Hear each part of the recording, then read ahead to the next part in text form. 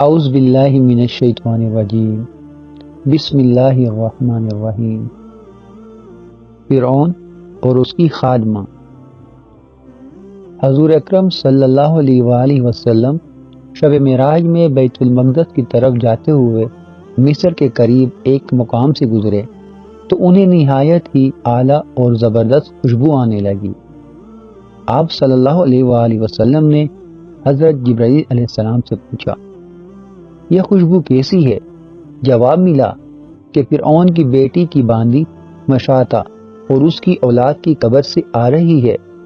پھر حضرت جبرائیل علیہ السلام نے اس کا قصہ بیان کیا کہ مشاطہ فرعون کی بیٹی کی خادمہ تھی اور وہ خفیہ طور پر اسلام لا چکی تھی۔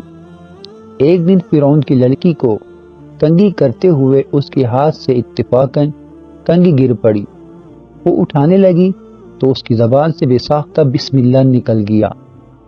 اس پر شہزادی نے کہا کہ تو نے آج عجیب کلمہ بولا، رب تو میرے باپ فرعون ہی ہیں، تو پھر تم نے یہ کس کا نام لیا ہے؟ اس نے جواب دیا، فرعون رب نہیں بلکہ رب وہ اللہ ہے جو مجھے اور تجھے اور خود فرعون کو روزی دیتا ہے۔ شہزادی نے کہا، اچھا تو میرے باپ کے سوا کسی اور کو اپنا رب مانتی ہے؟ اس نے جواب دیا، ہاں میرا، تیرا اور تیرے باپ سب کا رب اللہ تعالیٰ ہی ہے۔ شہزادی نے اپنے باپ سے یہ سب کہلوا دیا۔ فرعون نے جب یہ سنا وہ سخت غضبناک ہوا اور اسی وقت اس خادمہ کو دربار میں بلوایا اور کہا، کیا تو نے میرے سوا کسی اور کو اپنا رب مانا ہے؟ اس نے کہا کہ میرا اور تیرا رب اللہ تعالیٰ ہی ہے جو بلندیوں اور بزرگی والا ہے۔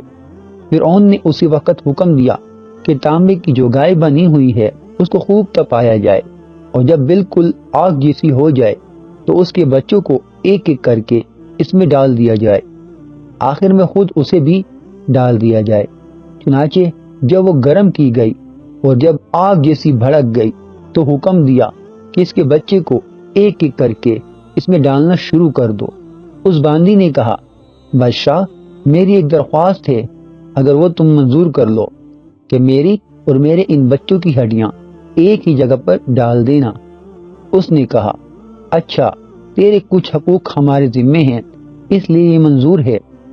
اس کی دونوں بچیاں اس کی آنکھوں کے سامنے اس میں ڈال دی گئیں اور وہ فوراً جل کر راکھ ہو گئے۔ پھر سب سے چھوٹے کی باری آئی جو ماں کی چھاتی سے لگا ہوا دودھ پی رہا تھا۔ فرعون کے سپاہیوں نے اسے گھسیٹا تو اس نیک بندی کی آنکھوں تلے اندھیرا چھا گیا۔ اللہ تعالیٰ نے اس بچے کو اسی وقت زبان دے دی اور اس نے بآواز بلند کہا، اماں جان افسوس نہ کر، اماں جان ذرا بھی پس و پیش نہ کر، حق پر جان دینا ہی سب سے بڑی نیکی ہے۔ چنانچہ انہیں صبر آ گیا۔ اس بچے کو بھی آگ میں ڈال دیا گیا اور آخر میں ان کی ماں کو بھی اسی آگ میں جلا کر مار دیا۔ یہ خوشبو کی مہک اس کے جنتی محل سے آ رہی ہے۔ حضرت جبرائیل علیہ السلام نے حضرت محمد صلی اللہ علیہ وسلم سے فرمایا، اللہ تعالیٰ ہم سب کو نیک عمل کرنے کی اور سیدھے راستے پہ چلنے کی توفیق عطا فرمائے، آمین یا رب العالمین۔